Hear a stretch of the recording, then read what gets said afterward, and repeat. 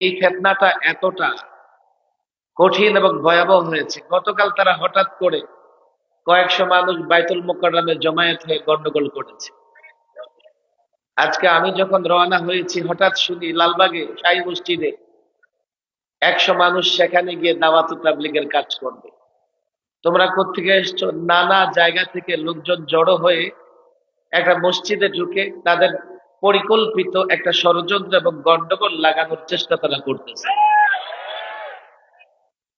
যদি তুমি দাওয়াত তাবলীগের মেহনত করো তো দাওয়াত তাবলীগের কিছু নিয়ম আছে। মসজিদ মহল্লার সাথীরা সেই মসজিদে তালিম এবং গাছতের কাজ করে থাকেন, বয়ানের কাজ করে থাকেন।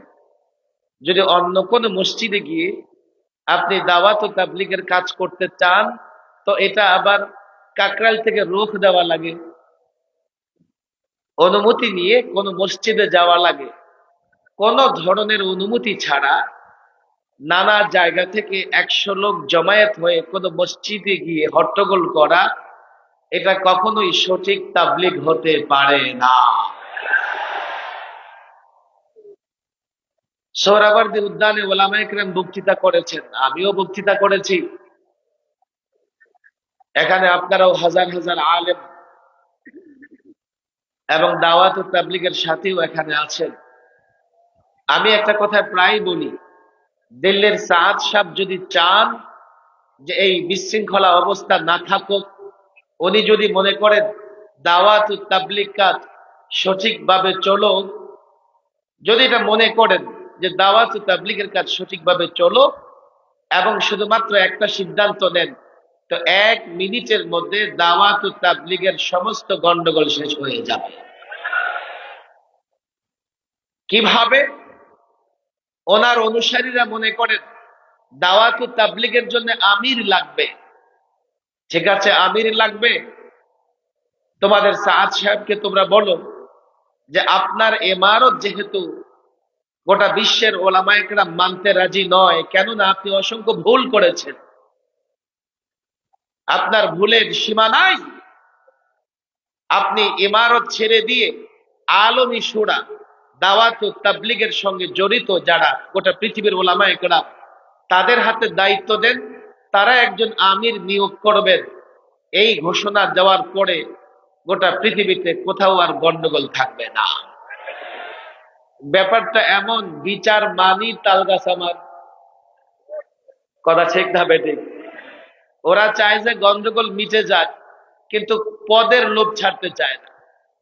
পদও একটা এমন যা তাকে কেউ দেয় নাই, নিজেই আমির হয়ে গেছে, অটো আমির। প্রথম কথা হলো এই বিষয়ে আমরা কোনো গন্ডগোল চাই না, বিশৃঙ্খলা চাই না।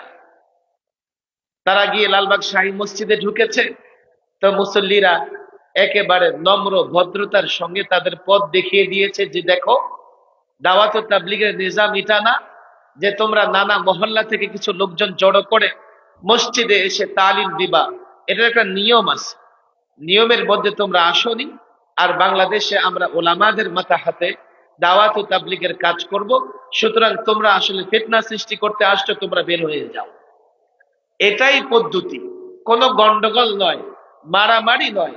কোথাও তারা বিশৃঙ্খলা করতে আসলে তাদেরকে খুব যত্ন সহকারে বুঝিয়ে শুনিয়ে তাদের পথ দেখিয়ে দিতে হবে, তারা যাতে মসজিদে কোনো ধরনের গন্ডগোল করতে না পারে। কথা ঠিক না বেঠিক?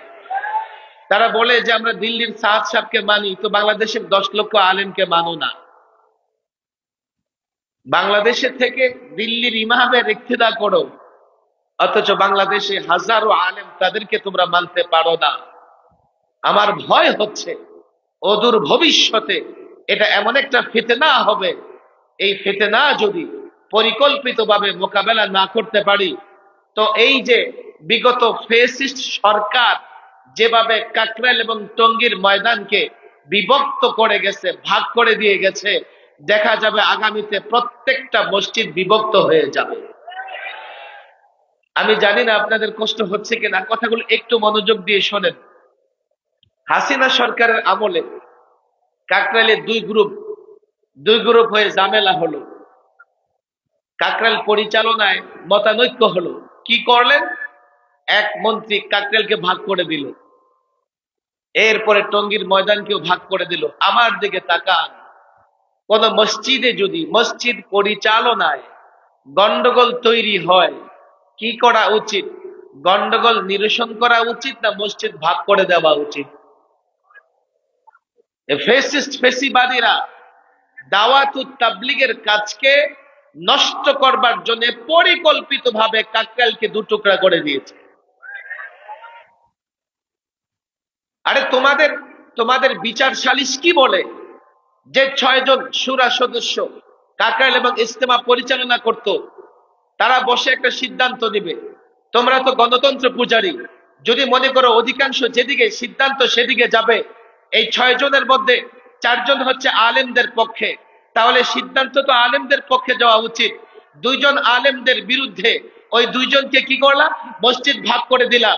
কালকে যদি আরেকজন দাঁড়িয়ে বলে আমি গন্ডগোল করব, আমি তাদের সঙ্গে থাকবো না, তো মসজিদকে তৃতীয় দফা ভাগ করতে হবে। কথা ঠিক না বেঠিক?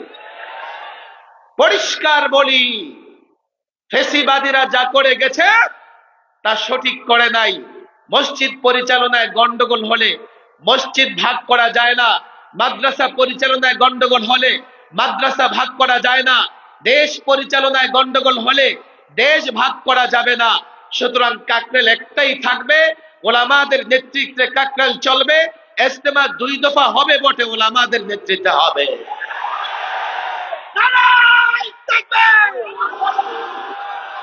কথাগুলো আগে বুঝার চেষ্টা করেন। তোমরা যুক্তি চাও, যুক্তি দিয়ে দিচ্ছি। মারামারি করবা টঙ্গীর ইজতেমার ময়দানে, আগে যা করেছো, ময়দানে ঢুকে ছাত্রদের প্রহার করবা, মাথা ফাটাবা, তোমরা যাদের উপর ভর করে এগুলো করেছো সেই তো পালিয়েছে। সুতরাং তোমাদের এই দাদাগিরি আর চলবে না। ওলামাদের স্পষ্ট অবস্থান। 2 নম্বর কথা, একটু খেয়াল করেন, লম্বা বক্তৃতা আমি করব না। বাংলাদেশ পরিচালিত হয়, এদেশের একটা সংবিধান আছে, আছে না নাই? অন্তর্বর্তীকালীন সরকার এই সংবিধান সংস্কার করার জন্য একটা সংস্কার কমিটি তৈরি করেছে। সংস্কার কমিটি আমাদেরও মতামত নিচ্ছে। স্টেক হোল্ডার, অংশীজন, বাংলাদেশের নানা সেক্টরের অংশীজনদের মতামত নিয়ে তারা একটা প্রস্তাব করবে, হয়তো বা সেই প্রস্তাবের ভিত্তিতে এই সংবিধান সংস্কার হবে। খেয়াল করেন, 71-এ 16ই ডিসেম্বর আমরা একটা স্বাধীন রাষ্ট্র পেয়েছি। এর 1 বছর পরে একটা সংবিধান প্রণয়ন করা হয়েছে। সেই সংবিধানে হঠাৎ করেই সেকুলারিজম, ধর্ম নিরপেক্ষতা নিয়ে আসছে। আমি মাদ্রাসার ছাত্রদের বলি, আমি ওলামাদের বলি, ধর্ম নিরপেক্ষতা মতবাদ বা সেকুলারিজম এ নিয়ে পড়াশোনা করতে হবে। এটা বুঝবার চেষ্টা করতে হবে যে সেকুলারিজম কি করে ইসলাম এবং মুসলমানদের ইতিহাস, ঐতিহ্য, কালচার, ঈমান ধ্বংস করে দেবে। এখানে অনেক মাদ্রাসার ছাত্র আছে, এনে দিনদার শ্রেণীও আছে। 72-এ হঠাৎ করে সংবিধানের সেকুলারিজম কেন নিয়ে আসছো? তোমরা যদি বলো 6 দফা, 71-এর মুক্তিযুদ্ধের আগে বাংলাদেশের টুকরা টুকরা অনেক সংগ্রাম হয়েছে, 6 দফার কথা বলো, সেখানে সেকুলারিজম নাই। 69-এর গণ অভ্যুত্থান বলো, সেখানে সেকুলারিজমের কথা নাই। 70-এর ঐতিহাসিক নির্বাচনের কথা বলো, সেখানে সেকুলারিজমের কথা নাই। 71-এ কম ইমানের, দুর্বল ইমানের মুমিন হোক আর দুর্বল আমলের মুমিন হোক, যারা লড়াই করেছে, কেউ এই জন্য লড়াই করে নাই যে আমার রাষ্ট্র বিজয়ী হলে, আমি স্বাধীন হলে আমি সেকুলারিজম প্রতিষ্ঠা করব। কিন্তু দুঃখজনক হলেও সত্যি, 72-এর সংবিধান যখন প্রণয়ন হয়, সেকুলারিজম নামে কুফুরি মতবাদ আমাদের সংবিধানে নিয়ে আসা হয়। একটু খেয়াল করে বুঝবেন, বঙ্গবন্ধুর আমলে 4 দফা সংবিধান সংশোধন হয়েছে। সর্বশেষ সংশোধনীতে উনি বাকশাল কায়েম করেছেন, একনায়কতন্ত্র কায়েম করেছেন। 75-এর 15 আগস্টের ইতিহাস আপনাদের জানা। এরপরে শহীদ জিয়াউর রহমান ক্ষমতায় আসলেন, উনি একটা সংশোধনী এনেছেন, যেই সংশোধনীতে মোটা দাগে 2টো কাজ করেছেন। এক, সেকুলারিজম আউট, মুসলমান দেশের সংবিধানে সেকুলারিজম, ধর্ম নিরপেক্ষতা থাকতে পারে না। এরপরে কি করলেন? মহান আল্লাহ তাবারক ওয়া তাআলার উপরে পূর্ণ আস্থা এবং বিশ্বাস, এ কথা সংবিধানের মূল নীতিতে নিয়ে এসেছেন। 2 যোগ বাংলাদেশের সংবিধান এটা ছিল। আমাদের ঈমান হচ্ছে আল্লাহর উপর আস্থা বিশ্বাস। 2 যোগ থাকবার পরে সর্বশেষ পঞ্চদশ সংশোধনীতে এই ফ্যাসিস্ট হাসিনা সরকার আল্লাহর উপর আস্থা বিশ্বাস বাদ দিয়ে আবার সেকুলারিজম নিয়ে এসছেন। সেকুলারিজম আসলে কি ক্ষতি হবে আমরা কিন্তু গত 16 বছর নিজের চোখে দেখেছি। এখন আবার সংবিধান সংশোধন হচ্ছে। বাংলাদেশের সব ওলামায়ে কেরাম তারা এটা আপত্তি জানিয়েছিল, সেকুলারিজম আনা যাবে না, আর আল্লাহর উপর আস্থা বিশ্বাস বাদ দেওয়া যাবে না। আমি জানি না তারা কেমন মুসলমান, আর আমাদের মূল কথাই তো ঈমান, আর ঈমান মানে হচ্ছে আল্লাহর উপর বিশ্বাস করা। মুসলমান প্রত্যেকটা কাজেই আল্লাহর উপর বিশ্বাস রাখে। তোমরা কি করে সংবিধান থেকে আল্লাহর উপর আস্থা বিশ্বাস বাদ দিয়েছো? এই জন্যই দিতে পেরেছো তোমরা আসলে ইসলামে নয় সেকুলারে বিশ্বাসী। এখন একটা সময় আসছে, অন্তর্বর্তীকালীন সরকার এই সংবিধানকে সংস্কার করবেন, সংশোধন করবেন। আমাদের মূল দাবি থাকবে, আমার দিকে তাকান, মূল দাবি থাকবে বাংলাদেশের সংবিধানে এমনকি 96 থেকে 2001 আওয়ামী সরকার যখন ক্ষমতায় ছিল তখনও কিন্তু আল্লাহর উপর আস্থা বিশ্বাস ছিল। এবার তারা ক্ষমতায় এসে 2011-তে পঞ্চদশ সংশোধনীর মাধ্যমে আল্লাহর উপর আস্থা বিশ্বাস তারা বাদ দিয়েছে, সেকুলারিজম নিয়ে এসছে, আবার নিয়ে এসছে সমাজতন্ত্র। এতটা বিভ্রাট, এতটা বিভ্রান্তি এই সংবিধান নিয়ে তারা করেছে। এখন ছাত্র জনতা আন্দোলন সংগ্রাম করে দেশে পরিবর্তন নিয়ে এসছে। এই ছাত্র জনতা, এই তাওহীদি জনতা, মাদ্রাসার ছাত্ররা রক্ত দিয়ে একটা অন্তর্বর্তীকালীন সরকার প্রতিষ্ঠা করেছে। আমাদের পরিষ্কার দাবি থাকবে, 2 যোগ বাংলাদেশের সংবিধানে আল্লাহর উপর আস্থা বিশ্বাস ছিল।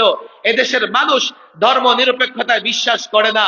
সুতরাং আমাদের 1 নাম্বার দাবি হচ্ছে সংবিধানে আল্লাহর উপর পূর্ণ আস্থা বিশ্বাসের মূল নীতি প্রতিস্থাপন করতে হবে।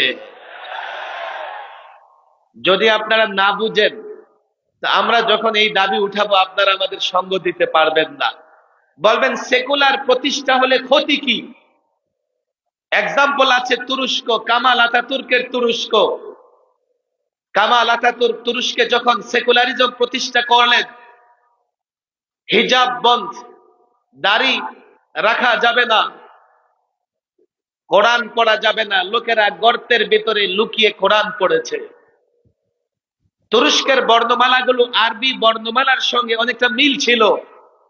সেই বর্ণমালা কেন আরবির সঙ্গে মিল থাকবে? সেই বর্ণমালা বাতিল করে ইউরোপ থেকে আরেকটা বর্ণমালা নিয়ে এসেছে, যার মিল হচ্ছে ইংরেজির সঙ্গে। তুরস্কের মসজিদগুলো মিউজিয়াম বানিয়ে ফেলেছিল। তুরস্ককে একটা সেকুলার রাষ্ট্র অর্থাৎ ধর্মহীন রাষ্ট্রে পরিণত করেছিল। আমরা বাংলাদেশে কি দেখছি? 11-তে যখন সেকুলারিজম আসছে তখন শিক্ষা ব্যবস্থায় তারা সবার আগে হাত দিয়েছে। শিক্ষা ব্যবস্থাটাকে এতটা বিকৃত করেছে, মুসলমান লেখকদের লেখা বাদ, সাহাবাদের জীবনী বাদ, নবীদের জীবনী বাদ, সর্বশেষ তারা ডারউইনিজম অর্থাৎ ডারউইন মনে করে মানুষ বানর থেকে তৈরি, এই ডারউইনিজম পাঠ্যপুস্তকে এনে জাতির শিক্ষার্থীদেরকে বানরের বাচ্চা বানানোর ষড়যন্ত্র করেছে।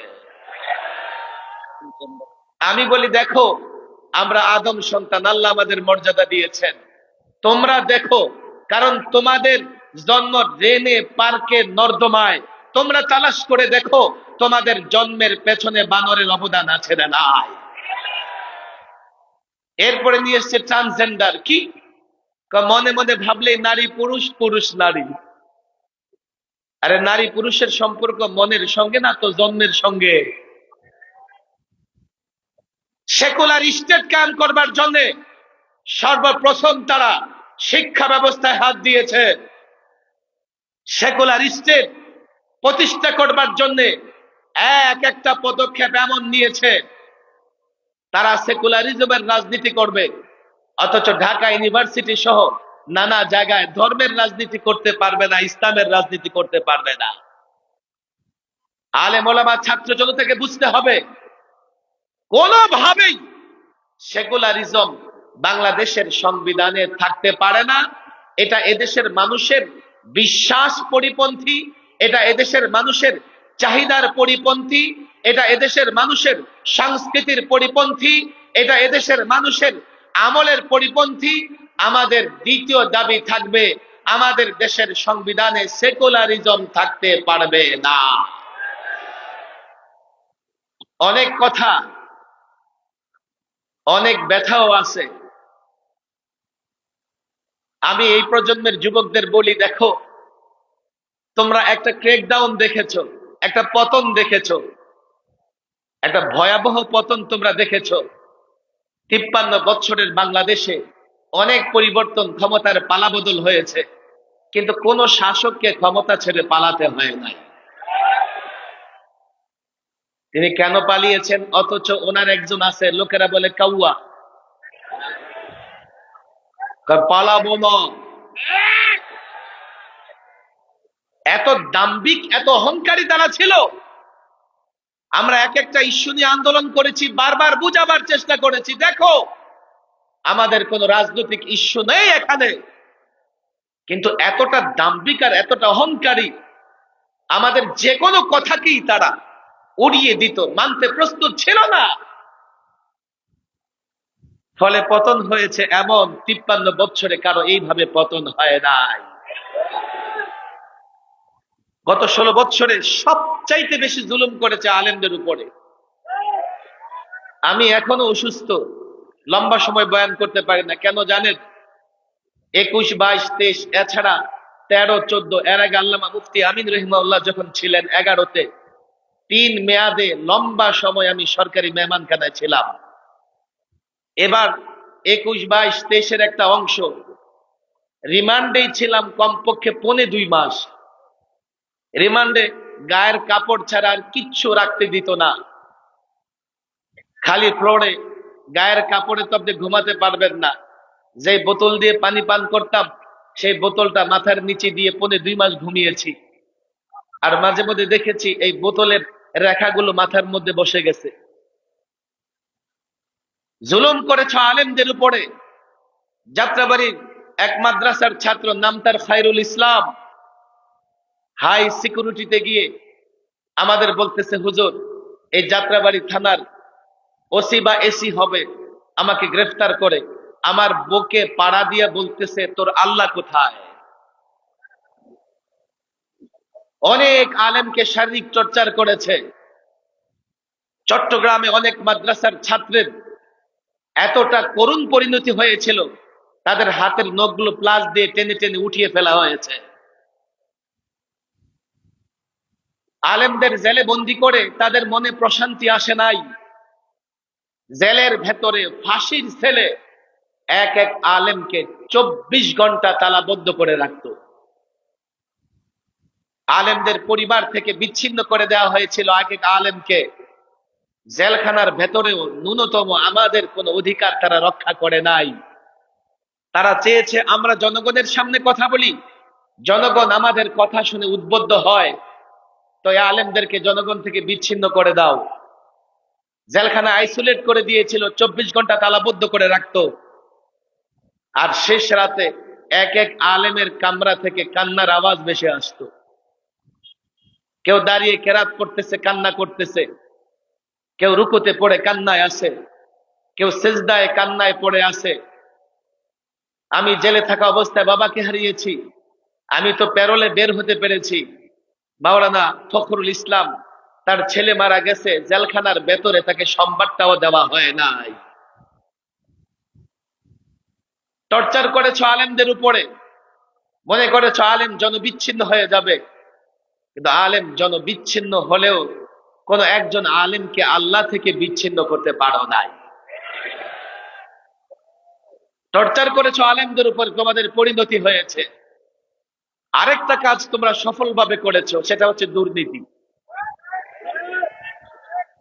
মিডিয়া, পত্র পত্রিকার নিউজ 11 লক্ষ কোটি টাকা পাচার করেছে।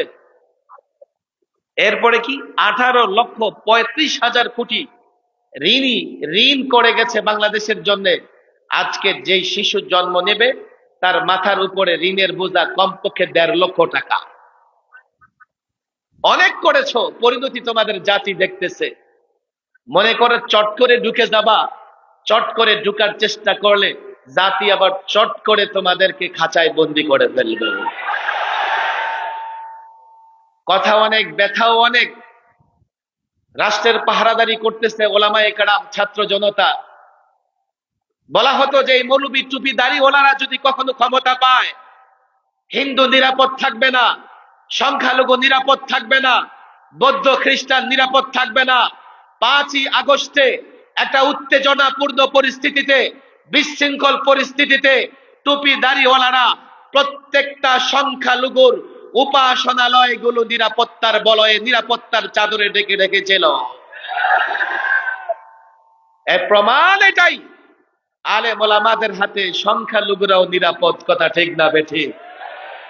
এখন আলেম ওলামারা অনেক স্বপ্ন দেখে, আল্লামা মুফতি আমিনীও স্বপ্ন দেখতেন। আমি ছাত্রদেরকে বলি তোমরাও স্বপ্ন দেখো। কত কথা, লম্বা কথা বলার সুযোগ নেই। আমি একটা কথা প্রায় বলি, এখন বাংলাদেশ চালাইতেছে তালেবান সরকার। বাংলাদেশের সরকারের এখন নাম কি বলেন? তালেবান সরকার। কেমন কথা তালেবান? আরে আফগানিস্তানের তালেবানের পক্ষে বলার কারণে আমার 1 সপ্তাহ রিমান্ড আরো বেশি খাটতে হয়েছে। হ্যাঁ, তালেবানদের পক্ষে বলেন। আমি বলি তালেবান মানে ছাত্র। আফগানিস্তানের বিপ্লব এবং অভ্যুত্থানের পেছনে ছাত্রদের অবদান ছিল। এরপরে ছাত্ররা যে সরকার গঠন করেছে সে সরকারকে বলেছে তালেবান সরকার। বাংলাদেশের 5ই আগস্টের এই অভ্যুত্থানের পেছনে সবচাইতে বড় ভূমিকা ছাত্রদের। কথা ঠিক না বেঠিক? সরকার গঠন করেছে ছাত্ররা, আবার 2জন ছাত্র সরকার আছে। কথা ঠিক না বেঠিক? তাহলে বাংলাদেশের সরকারকে আফগানিস্তানের ভাষায় বলা যায় তালেবান সরকার।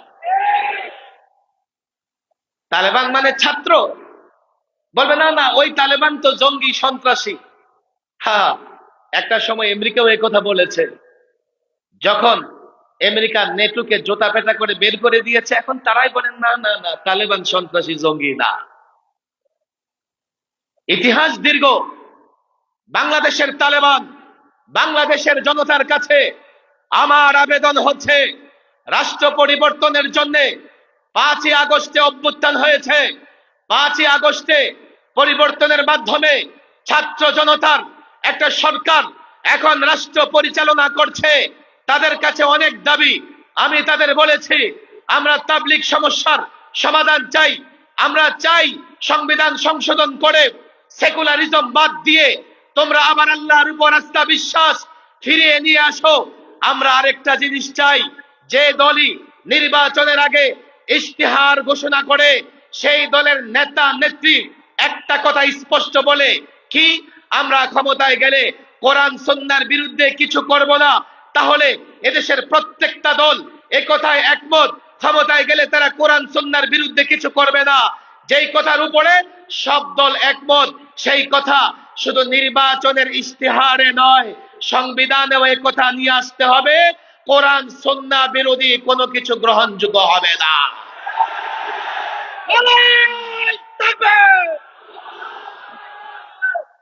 আমার কথাগুলো বুঝবার চেষ্টা করেন। 5ই আগস্টের পরিবর্তনের পরে তালেবান সরকার রাষ্ট্র পরিচালনা করছে। তাদের কাছে আমাদের এই দাবিগুলো স্পষ্ট। আরেকটা দাবিও আমরা তাদেরকে বলেছি, দেখো আমরা এটা আশা করতে পারি না যে এই সরকার কোরআন সুন্নাহর শাসন চালু করবে, তবে আমরা এতটুকু আশা করি যাতে এমন কোনো কাজ না করে যা কোরআন সুন্নাহর বিরুদ্ধে যায়। আমাদের আপত্তি তুলতে হয় এমন কোনো কাজ যেন তাদের দ্বারা না হয়। সংস্কার হচ্ছে নানা জায়গায়, আমাদের বক্তৃতা স্পষ্ট, কোথাও যেন আলেমদের আপত্তি জানাতে না হয়। আলেমরা কোথাও পদ চায় না, আলেমরা কোথাও পদবি চায় না, মর্যাদা চায় না। আল্লাহ এক এক আলেমকে 10 জন উপদেষ্টা, 10 জন মন্ত্রীর সমান সম্মান দিয়েছেন। আজকে এই মাকসানের প্রোগ্রামে তাকিয়ে দেখেন, এমন একটা প্রোগ্রাম করতে হলে বাংলাদেশের প্রধান বিরোধী দল কিংবা সরকারি দলের প্রধান নেতাকে লক্ষ কোটি টাকা খরচ করতে হবে। আজকে প্রোগ্রাম হচ্ছে হাজারো জনতা, খরচ তো নয়, বরং মাদ্রাসার উল্টো লক্ষ টাকা আয় হবে। কথা ঠিক না বেঠিক? আমরা সম্মান মর্যাদা তোমাদের কাছে চাই না, আমরা একটাই দাবি জানিয়েছি, আমাদের যেন আপত্তি জানাতে না হয় এমন কোথাও সংস্কার করবেন না। তাদেরকে সে কথা বলেছি, কিন্তু আপনাদেরকে এই ছাত্র জনতা, এই তরুণ, এই যুবক, এই ইমানদারদের বলে যাই, এই পরিবর্তনের পরে রাষ্ট্র সংস্কার হবে, দুনিয়া আখিরাতের কল্যাণ হবে না। দুনিয়া আখিরাতের কল্যাণের জন্য ইসলাম প্রতিষ্ঠা করতে হবে, কোরআন সুন্নাহ প্রতিষ্ঠা করতে হবে, আল্লাহর নবীর আদর্শ প্রতিষ্ঠা করতে হবে। হ্যাঁ, এই পরিবর্তনের পরে হয়তো এটা হবে না, কেননা এই পরিবর্তনের টার্গেট ছিল শুধুমাত্র বৈষম্য দূর করা, চাকরি থেকে কোটা প্রথা বাতিল করা। আরেকটা পরিবর্তন লাগবে, এই পরিবর্তন সূচনা মাত্র, আরেকটা চূড়ান্ত পরিবর্তনের জন্য আরেকটা লড়াই করতে হবে। আমি তো বলি, এ জাতির যুবকরা জাতিকে যদি ইসলাম বুঝাতে পারো, জাতিকে যদি ইসলামের কল্যাণ বুঝাতে পারো, ওই পরিবর্তন চূড়ান্ত পরিবর্তনে এক ফোঁটা রক্ত দিতে হবে না। এই জাতির যুবক ছাত্র জনতা নিজ জায়গায় দাঁড়িয়ে ইসলামের পক্ষে ঘোষণা দিলে ইসলামের পক্ষে বিপ্লব হয়ে যাবে। যদি আরেকটা পরিবর্তন তোমরা আনতে পারো, আর সেই পরিবর্তনের টার্গেট হয় আল্লাহর নবীর আদর্শ প্রতিষ্ঠা করা, সেই পরিবর্তনের টার্গেট হয় কোরআন সুন্নাহর বিধান প্রতিষ্ঠা করা, সেই পরিবর্তনের টার্গেট হয়, আল্লাহর কসম করে বলি, ইসলামের শাশ্বত বিধান প্রতিষ্ঠা করা, ওই পরিবর্তনের পরে সংস্কার কারা করবে? যারা ইসলাম জানে, ইসলাম বুঝে। ওই পরিবর্তনের পরে সংস্কার কারা করবে? যারা রাসূলকে মহব্বত করে। আর ওই সংস্কারকারীর ভেতরে যদি রাসূলের মহব্বত থাকে, ইসলামের জ্ঞান থাকে, পরিবর্তন হবে ইসলামের জন্য, পরিবর্তন হবে দুনিয়ার কল্যাণের জন্য, পরিবর্তন হবে আখিরাতে। সেই পরিবর্তনের পরে এই বাংলাদেশে কোন লম্পট পরে শেয়ার বাজার লুট করতে কেউ পারবে না। সেই পরিবর্তনের পরে কালো টাকা, দেশের টাকা পাচার করতে পারবে না। আল্লাহর কসম, ওই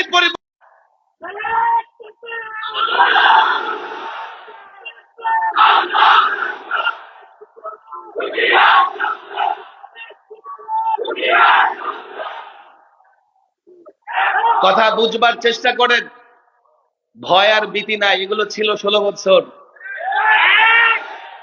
এখন আর ভয় ভীতি পরোয়া করার সুযোগ নাই। যতই ষড়যন্ত্র করো, আগে বলেছে জয় বাংলা, এখন বলে জয় শ্রীরাম।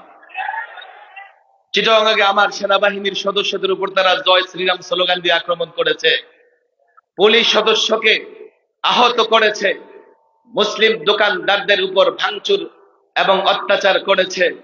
এখন ওই জয় বাংলার স্লোগান চেঞ্জ করে জয় শ্রীরাম স্লোগান দিয়ে সাম্প্রদায়িক দাঙ্গা লাগাবে, আমরা তা বাংলাদেশে হতে দেব না। আমরাও সংখ্যালঘুদের বাড়ি বাড়ি যাচ্ছি, আমরা তাদের শুধুমাত্র মন্দির পাহারা দিয়েছি এমন না, আমরা তাদেরকে নিরাপত্তা দিয়েছি। 2-4 জন বিচ্ছিন্নতাবাদীরা যদি সংখ্যালঘুর বেশ ধরে দেশে বিশৃঙ্খলা সৃষ্টির চেষ্টা করে, এই জাতির সূর্য সন্তানেরা তাদের দাঁত ভাঙা জবাব দেবে। এই ভয় তারা দেখাতে চায় যে আপনাদের বাংলাদেশে সংখ্যালঘু নির্যাতন করে একটা পরিস্থিতি তৈরি করব, তো শ্বশুর বাড়ির লোকেরা এসে তাদের সহযোগিতা করবে। থাকো শ্বশুর বাড়িতে দীর্ঘদিন, থাকো। তোমরাই তো বলেছো স্বামী স্ত্রীর সম্পর্ক, দরকার কি আসার? এদেশের সাথে সম্পর্ক ছিন্ন করো, ওদিকেই থাকো। আসার যদি চেষ্টা করো, জাতি কতটা আপ্যায়ন করবে তুমি কিন্তু ভাবতেও পারতেছো না। নির্ভয়ে বলি, ইসলাম ফোবিয়া নয়, ইসলামের ভয় নয়। জাতিকে বুঝাও, জাতির যুবককে বুঝাও, ইসলাম কল্যাণের, ইসলাম ইনসাফের, ইসলাম ন্যায়ের, ইসলাম সাম্যের। ইসলাম ছাড়া শান্তি আসবে না। ইসলাম ফোবিয়ায় পশ্চিমারা ভোগে, তারা জঙ্গিবাদ, উগ্রবাদ, সন্ত্রাসবাদের স্লোগান দিয়ে ইসলাম ধ্বংস করতে চায়। তুমি মুসলমান, মুসলমানের সন্তান, তোমার ভয় কিসের? ইসলামের স্লোগান দাও। ইসলামের নামে গোটা পৃথিবী হাজার বছর শাসিত হয়েছে, আবারও ইসলাম ধরো, ইসলাম মানো। 56,000 বর্গ মাইলের বাংলাদেশ নয়, গোটা পৃথিবী শাসন করতে পারবে। ইসলামই আমাদের শক্তি, ইসলামই আমাদের পাওয়ার। এই যুবকরা এটা বুঝে না, বলে ইসলাম ইসলাম করে আপনারা কি করেছেন? আমরা 1000 বছর বিশ্ব শাসন করেছি। বলে আমরা তো 53 বছর। হ্যাঁ, তোমরা 53 বছর বাংলাদেশ শাসন করেছো, তবে পশ্চিমাদের গোলামি করা ছাড়া 1 ঘন্টাও কাটাতে পারো না। কেউ পূর্বের, কেউ পশ্চিমের গোলামি করেছো, আর আমরা যতদিন ইসলাম দিয়ে পৃথিবী শাসন করেছি, পশ্চিমারা আমাদের সামনে নতজানু ছিল। এই প্রজন্মের যুবকরা ইতিহাস জানে না, তাদের অনেক প্রশ্ন, অনেক কথা তাদের ভেতরে। আমি মাঝে মধ্যে তাদেরকে বলি, দেখো তোমার হাতে যে অ্যান্ড্রয়েড ফোন আছে, অ্যান্ড্রয়েড ফোনে মিস্টার গুগলকে তোমরা গিয়ে জিজ্ঞেস করবে একটা কথা।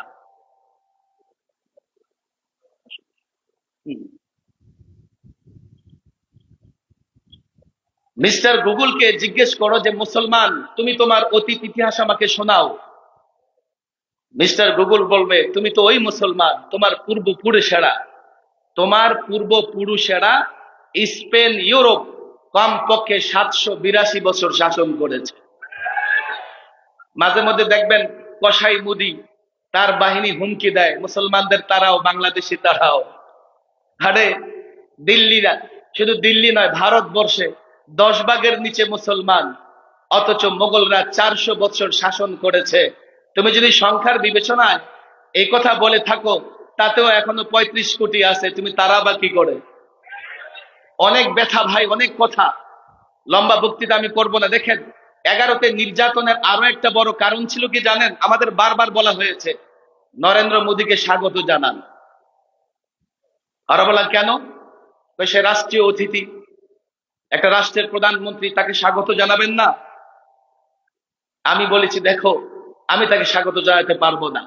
কেন? তার দিকে তাকালে আমি দেখতে পাই তার হাতে এবং তার দাঁতে গুজরাটের নিরীহ মুসলমানদের রক্ত লেগে আছে। তার শাসন আমলে 400 বছরের পুরনো বাবরি মসজিদকে শহীদ করে সেখানে রাম মন্দির বানিয়েছে।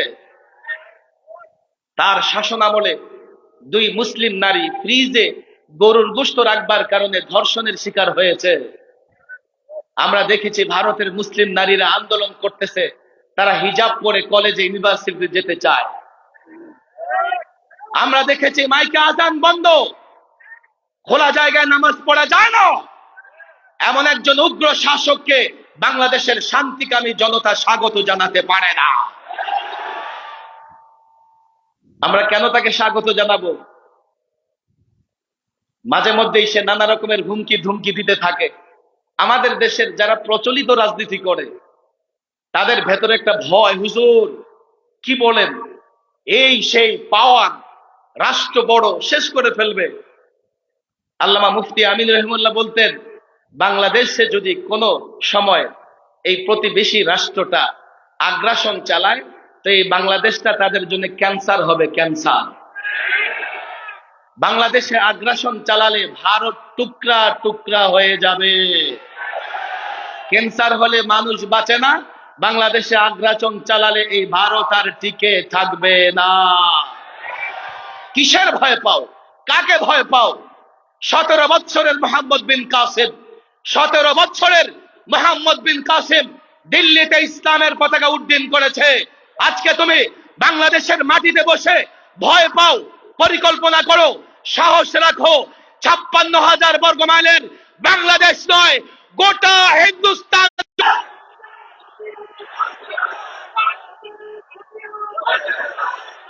সর্বশেষ কথা, এখনো দেশ মেরামত পুনর্গঠন নেই। সজাগ থাকতে হবে, সজাগ থাকতে হবে, দেশের পাহারাদারি করতে হবে। ওলামা ছাত্র সমাজকে বলি, সজাগ থাকো, জাতিকে ইসলাম বুঝাও। ইনশাআল্লাহ একটা স্বপ্ন আমরা দেখতেই পারি, যেই স্বপ্ন আল্লামা মুফতি আমিন রহিমাহুল্লাহ দেখতেন। এবং একটা কথা, আল্লামা মুফতি আমিন রহিমাহুল্লাহ বারবার বলতেন ছাত্ররা বিক্রি হবে না, ছাত্ররা বিক্রি হবে না, ছাত্রদের উপর আস্থা রাখতে পারো, এই ছাত্রদের মাধ্যমেই বিপ্লব হবে, এই ছাত্রদের মধ্যেই একটা পরিবর্তনের শক্তি আছে, জোয়ার আছে। আমি এই ছাত্র জনতাকে বলি, নিজেকে তৈরি করো, প্রস্তুত করো, দায়ী বানাও, মুআল্লিম বানাও, লড়াইটা পড়ার টেবিল থেকে শুরু করো। যে ছাত্র পড়ার টেবিল থেকে লড়াই শুরু করতে পারে না, সে কিন্তু আসল রণাঙ্গনে যেতে পারে না। পড়ার টেবিলে লড়াই শুরু করো, নিজেকে যোগ্য আলেম হিসেবে তৈরি করবার জন্য পড়ার টেবিলে মুসাবাকা তৈরি করো, ভালো পড়াশোনা করো, ভালো রেজাল্ট করো, ভালো আলেম হও, তাহলে এই জাতির ভালো নেতা হতে পারবে, জাতিকে ভালোভাবে নেতৃত্ব দিতে পারবে। এই যে সুন্দর একটা বাগান, আমাকে কয়েকটা কথা বলেছেন মাদ্রাসার মোতায়েম সাহেব, আমাদের মোহাম্মদ সাহেব, উনি বলেছেন যে এখানে কয়েকটা প্রকল্প আছে, আপনারা যে কোনো একটা প্রকল্পে আপনারা কি থাকবেন, শরীক থাকবেন। এক নাম্বার হচ্ছে জায়নামাজের প্রকল্প। প্রতি জায়নামাজ, নতুন একটা মসজিদ হচ্ছে দেখছেন আপনারা, প্রতি জায়নামাজ পরিমাণ আপনি যদি অবদান রাখতে চান, এর মূল্য পড়বে 16,200 টাকা।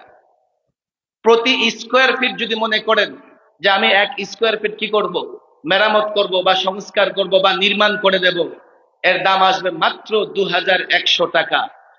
আর প্রতি বর্গফুট জমির মূল্য, মাদ্রাসার জন্য জমি কেনা হয়েছে কত টাকা? 1,10,00,000 টাকা। 1,10,00,000 টাকা দিয়ে মাদ্রাসার জন্য জমি কেনা হয়েছে। আর প্রতি বর্গফুট জমির দাম আসে মাত্র 3,000 টাকা। এখানে একজনে 11,000 টাকা দিচ্ছে। এটা কিসের জন্য? এটা হ্যাঁ, অনেকেই দিচ্ছেন, দেখেন একজনে 11,000 টাকা দিচ্ছে কিসের জন্য? মসজিদের জন্য। মসজিদের জন্য একজনে 3,000 দিছে মসজিদের জন্য। আপনারা এত মানুষ চান্দা করলে রাত শেষ হয়ে যাবে। শুধু ওয়াদা করেন সবাই শরীক থাকবেন তো ইনশাআল্লাহ? সবাই কোনো না কোনো প্রকল্পে শরীক থাকবো তো ইনশাআল্লাহ? আল্লাহ তাবারক ওয়া তাআলা তৌফিক দান করুন। ওয়া মা তাওফীকি ইল্লা বিল্লাহ ওয়া মা আলাইনা ইল্লা